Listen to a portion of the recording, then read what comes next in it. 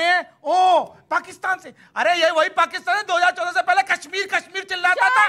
नरेंद्र मोदी जी का नेतृत्व है, आज वो आटा आटा चिल्ला रहा है। आपने बोला मोदी जी जब जो बाइडेन के साथ थे तो उन्होंने इस पर सवाल पूछा, उस पर सवाल पूछा। मैं पूछता हूं, मल्लिकार्जुन खड़गे और ममता बनर्जी नीतीश कुमार के साथ मिले तो उन्होंने क्या, जो उनके बंगाल में कांग्रेस के कार्यकर्ताओं की हत्या हुई है, जो बात लेकर अधीर रंजन चौधरी कोर्ट चले गए हैं, क्या उस पर बात करी? आपके कार्यकर्ताओं की हत्या हुई थी। आपसे मेरा एक सवाल है कि प्रतिस्पर्धा की राजनीति यहाँ होती आई है, लेकिन यहाँ पर भारतीय जनता पार्टी की कर्नाटक की 40% करप्ट सरकार थी, मध्य प्रदेश में 220 महीनों में 225 घोटाले किए।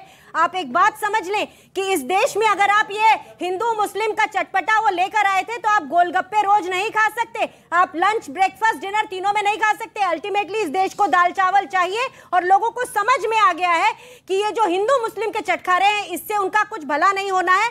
और एक और खास बात, आज आप पाकिस्तान से भारत की तुलना कर रहे हैं, है कौन पाकिस्तान? पहली 10 सेनाओं में उसका नाम नहीं है, तो हमें शर्म आनी चाहिए कि हम इस स्तर पे उतार दिए जाएं कि पाकिस्तान से तुलना करने चलें। अरे वो है ही क्या हमारे सामने।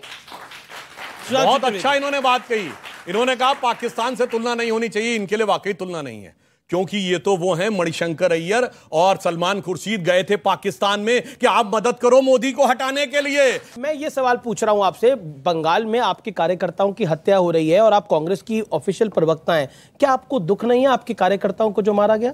देखिए, बंगाल में हिंसा होती है, किसी भी पार्टी जिसके साथ हिंसा होती है उसे दुख होता है। भारतीय जनता पार्टी कई बार मध्य प्रदेश में हिंसा करवाती है, मुझे दुख होता है। हमारे देश की जनता का जो मुद्दा है वो सबसे ऊपर होना चाहिए। कमलनाथ जी ने इसका जिक्र नहीं किया, अधीर रंजन चौधरी ने तो बंगाल का जिक्र किया। नरेंद्र मोदी जी ने मणिपुर का जिक्र नहीं किया, नरेंद्र मोदी जी ने अभी तक मणिपुर का जिक्र नहीं किया। नरेंद्र मोदी जी ने, भाई आप क्या बात कर रही है? बंगाल में हमारे ही नहीं, कांग्रेस और कम्युनिस्ट सब पार्टियों के लोगों की कार्यकर्ताओं की हत्या हुई। मध्य प्रदेश में कितने कार्यकर्ताओं की हत्या हुई? वो राजनीतिक हत्याएं हुई क्या? ये सिर्फ बंगाल और केरल में होता है, क्योंकि जहां कम्युनिस्टों का शासन आया उन्होंने हत्या की राजनीति शुरू की। इसीलिए मैं कह रहा हूं मध्य प्रदेश में बताइए, वहां सैकड़ों कार्यकर्ताओं की हम लिस्ट ले सकते हैं जिनकी हत्या। मध्य प्रदेश बताइए 10 कार्यकर्ता बताइए जिनकी हत्या हुई है। कोई चीज में तुलना करने की लिमिट होती है भाई। बीजेपी के मुख्यालय में बलात्कार हुआ, क्या बात करते हैं आप? ये सारी चीजें आप बलात्कारियों की पार्टी, कुछ भी बोलने के लिए शुरू हो जाते हैं। आप देखिए, क्या बात करते हैं? कोई भी बात कहीं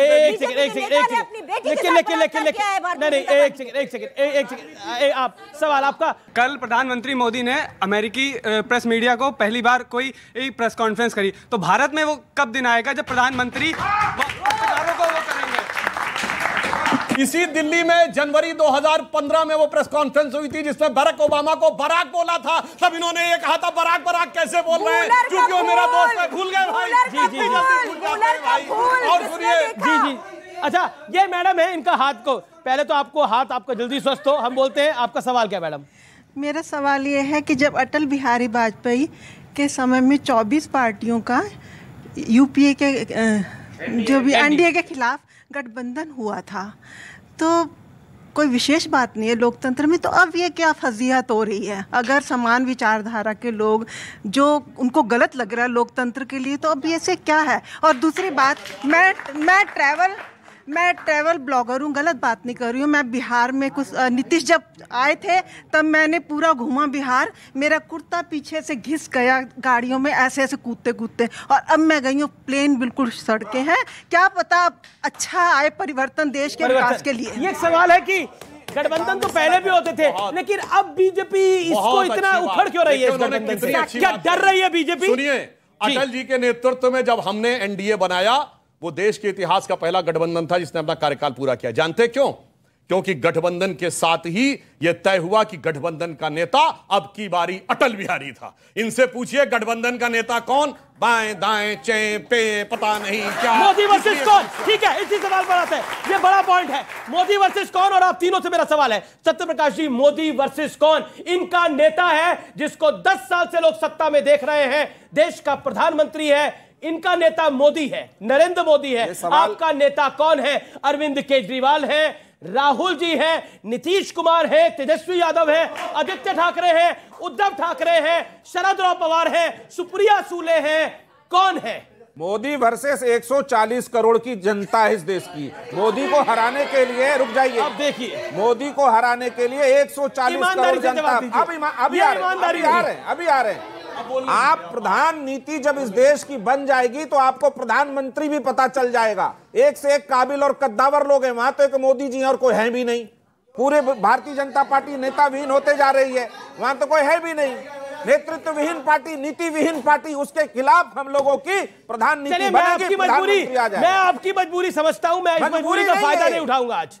मैं आपकी मजबूरी समझता हूं, मैं इस मजबूरी का फायदा नहीं उठाऊंगा, लेकिन मैं मैडम आपकी बात आना चाहता हूं। समझिए कि राज की बात कह दूं तो जाने महफिल में फिर क्या हो, इशारों को अगर समझो राज को राज रहने दो। ठीक है, ये भी ठीक है, लेकिन आज लाइटर नोट पे बात हो रही है तो बहुत उत्तेजित बहस हो गई। लेकिन एक अच्छा सवाल है मैडम आपका, एक अच्छा वर्सेस कौन पे मैं कुछ बोल सकता हूं। हाँ, देखिए एक तरफ है, सुनिए, एक तरफ है जांचे परखे खरे तपे तपाए आजमाए मोदी जी, दूसरी तरफ जानते कौन है? दूसरी तरफ वो भी हो सकते हैं जो चारा घोटाले वाले हैं, वो भी हो सकते हैं जो कोयला घोटाले वाले हैं, वो भी हो सकते हैं जो दारू घोटाले वाले हैं, वो भी हो सकती हैं जो भर्ती घोटाले वाले हैं, या फिर जैसे एक लाफ्टर शो में कहा जाता था ना, इधर मोदी उधर पहचान कौन, ये भी हो सकता है। ठीक है, मैं मैडम आपकी बात आता हूं। मैडम अनुमा आचार्य जी एक कांग्रेस के प्रवक्ता है, एक समय पर आम आदमी पार्टी पूरे कश्मीर टू लेकर कन्याकुमारी बताती थी कि किस तरह से कांग्रेस ने भ्रष्टाचार किया है और कैसे वो परिवारवादी पार्टी है। उसको आप भूल जाइए थोड़ी देर के लिए, एक सवाल का जवाब दे दीजिए मैडम कि कौन है मोदी वर्सेस कौन है? क्या मोदी वर्सेस राहुल गांधी देखेंगे हम 2024 में? ये नैरेटिव ही नहीं है, तानाशाह वर्सेस लोकतंत्र है, क्योंकि तानाशाह राहुल गांधी भी नहीं है, आप तो बोलिए कम से कम। पहले से सुनिए ना, पहले से डिसाइड होने वाला तो तानाशाह होता है। लोकतंत्र का तरीका क्या है? लोकतंत्र में कोई भी बार बार चुना नहीं जाता। लोकतंत्र में जो लोग चुने जाएंगे वो सलाह करेंगे और वही उनका निर्णय होगा, वही प्रधानमंत्री होगा। ये आप तानाशाही की बात कर रहे हैं, ये पिच नहीं चलेगी। ये पिच लोकतंत्र के हिसाब से गलत है, ये राजतंत्र की पिच है, ये अश्वमेध घोड़ा जो कहते हैं उनकी पिच है, लेकिन ये लोकतंत्र की पिच नहीं है। इसलिए पिच बदलिए। मोदी अपराजय नहीं है। राहुल का नाम नहीं ले सकती, मोदी अपराजय राहुल गांधी का नाम नहीं ले सकती। एक सेकंड, एक मिनट, मोदी अपराजय नहीं है। नहीं, बिल्कुल कोई अपराजय नहीं है, लेकिन राहुल गांधी, क्या राहुल गांधी बनाम मोदी होगा? मैंने स्पष्ट सवाल पूछा, आपने बोला ये मामला ही नहीं है। आप तो राहुल जी का नाम लेंगे। नाम लोकतंत्र है और अच्छा, ये बात लोकतंत्र, ओके। हाँ सुनिए, इन्होंने ये कहा कि लोकतंत्र से चुना जाएगा। डॉक्टर मनमोहन सिंह लोकतंत्र से चुने गए थे, पीवी नरसिम्हा राव लोकतंत्र से चुने गए थे। 31 अक्टूबर 1984 को इंदिरा गांधी जी की दुखद हत्या के बाद स्वर्गीय राजीव गांधी लोकतांत्रिक प्रक्रिया से चुने गए थे, और इंदिरा गांधी जी इंडिकेट सिंडिकेट की लड़ाई में 1966 में गूंगी गुड़िया के रूप में लोकतंत्र से चुनी गई थी, और फरवरी 1946 में कांग्रेस कार्य समिति के प्रस्ताव में 0 वोट पाकर जवाहरलाल नेहरू लोकतंत्र से चुने गए थे। क्या लोकतंत्र है, गजब का लोकतंत्र है भाई इनकी पार्टी जी। तो लोकतंत्र से सिर्फ 2 प्रधानमंत्री चुने गए हैं, जो प्रधानमंत्री बनने से पहले जन जन ने कहा यह प्रधानमंत्री होना चाहिए, वो प्रधानमंत्री घोषित होकर प्रधानमंत्री बने, अटल बिहारी वाजपेयी और नरेंद्र मोदी जी। जी एक सवाल, तो फिर तो कांग्रेस की डेफिनेशन में आप भी लोकतांत्रिक हैं, आप भी अरविंद केजरीवाल को सीएम बनाकर ही चुनाव लड़ते हैं, नेता बनाकर ही चुनाव लड़ते हैं, तो आप भी अलोकतांत्रिक हुए, तानाशाह हुए, बताइए। तो अगला चुनाव फिर आप लोग भी ऐसे ही लड़ेंगे? हो सकता है कोई और बन जाए। नहीं, हम आपका वही जवाब देते हैं, मोदी वर्सेस कौन? मोदी वर्सेस महंगाई, Modi versus 45 year old high unemployment, Modi versus Bundelkhand expressway जो 14,450 करोड़ का था और ढह गया एक हफ्ते के अंदर, मोदी वर्सेस सप्तऋषि की वो मूर्तियां जो 7 दिन में उड़ गई, 7 मूर्तियां जिस पे कोई कार्रवाई नहीं हो रही, Modi versus people of India, Modi versus electricity, Modi versus पानी। जहां तक मैं चाहूंगी ऑब्वियसली अरविंद केजरीवाल, मोदी वर्सेस पानी, मोदी वर्सेस महंगाई, आपने पूरी कहानी बताई, मतलब लेकिन अभी तो कहानी आपके अध्यादेश पे अटकी है। ये अध्यादेश का साथ देंगे तो आप इनके साथ जाएंगे, अगर अध्यादेश का साथ नहीं देंगे तो कांग्रेस भी बीजेपी की श्रेणी में आ जाएगी। सही या गलत? बिल्कुल सही, संविधान के साथ है या भाजपा के साथ? तो विपक्षी एकता की कहानी आज हमने आपको आपकी जुबान। जी 10 सेकंड। ये सब पटना में मिल तो रहे हैं, पर हकीकत दिल में क्या है ना, जानते क्या? वो पुराने वो गीत था, मिलो न तुम तो हम घबराएं, और मिलो तो आंख चुराएं, हमें क्या हो गया है। चलिए फिलहाल इस चर्चा को समाप्त करते हैं, लेकिन बहुत दिनों बाद एक अच्छी राजनीतिक चर्चा हुई। चाहे कोई कुछ भी बोले, लेकिन लोकतंत्र की खूबसूरती यही है कि सब अपने अपने विचार अपने अपने तरीके से रख सकते हैं। व्यूअर्स, अब एक बहुत महत्वपूर्ण खबर। अब मैं आपको प्रधानमंत्री नरेंद्र मोदी के अमेरिका दौरे की हाइलाइट्स यानी राउंड अप दिखाने जा रहा हूं। अमेरिका से जैसी तस्वीरें और बयान आए वो आपको बिल्कुल मिस नहीं करने चाहिए। और देश का सीना 56 इंची हो गया है। प्रधानमंत्री मोदी 20 जून को अपनी पहली स्टेट विजिट पर अमेरिका के लिए रवाना हुए और 21 जून को उन्होंने न्यूयॉर्क में वर्ल्ड योगा डे के कार्यक्रम में हिस्सा लिया। संयुक्त राष्ट्र मुख्यालय में 9वें अंतर्राष्ट्रीय योग दिवस में के मौके पर यह कार्यक्रम आयोजित किया गया था, जिसमें 130 से ज्यादा देशों ने हिस्सा लिया और यह गिनीज बुक ऑफ रिकॉर्ड में भी आया। प्रधानमंत्री मोदी ने अमेरिका में कई बड़े लोगों से मुलाकात की।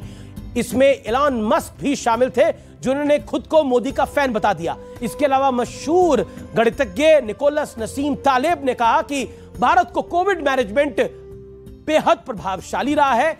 इन्वेस्टर रे डालियो ने कहा कि जब से पीएम मोदी का समय आया है तब से भारत का समय भी आ गया है।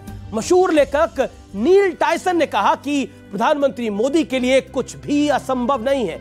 इसके बाद प्रधानमंत्री मोदी ने अमेरिका के राष्ट्रपति जो बाइडेन और जिल बाइडेन को भारतीय संस्कृति के दर्शन कराए, क्योंकि प्रधानमंत्री इन दोनों के लिए जो तोहफे लेके गए, जो गिफ्ट लेके गए, उससे हमारी विरासत, हमारी परंपरा, हमारी संस्कृति का पता लगता है। चंदन की लकड़ी से बने खूबसूरत बॉक्स में जो बाइडेन के लिए जो उपहार थे, जिसे जयपुर के कारीगरों ने बनाया था और नक्काशी की थी, चंदन की लकड़ी को खासतौर पर मैसूर से मंगवाया गया था। अब देखिए गिफ्ट बॉक्स में चांदी के गणपति और दीप के अलावा क्या क्या था। ये चीज भारतीय संस्कृति के लिए बहुत जरूरी है सुनना। मैसूर से चंदन की लकड़ी यानी भूदान, बंगाल का सिल्वर नारियल यानी गौदान, गुजरात का नमक यानी लवणदान, झारखंड का सिल्क यानी वस्त्रदान, पंजाब का घी यानी अजयदान, महाराष्ट्र का गुड़ यानी गुड़दान, उत्तराखंड का चावल यानी धान्यदान, राजस्थान का सोने का सिक्का यानी हृदयदान, राजस्थान का चांदी का सिक्का यानी रुपया दान, तमिलनाडु का तिल यानी तिलदान को शामिल किया गया था।